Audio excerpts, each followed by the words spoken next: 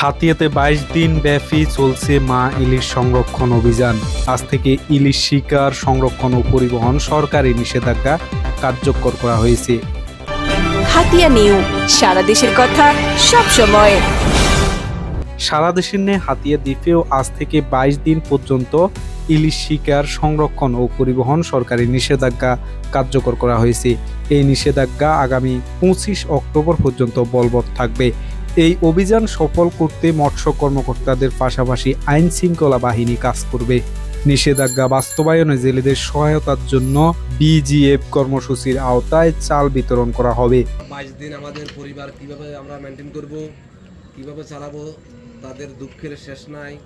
তারা বলতেছে আমাদের কোনো জেলে কার্ড নাই, আমাদের কোনো ভাতা নাই, আমরা এটার উপর নির্ভরশীল আমাদের পরিবার।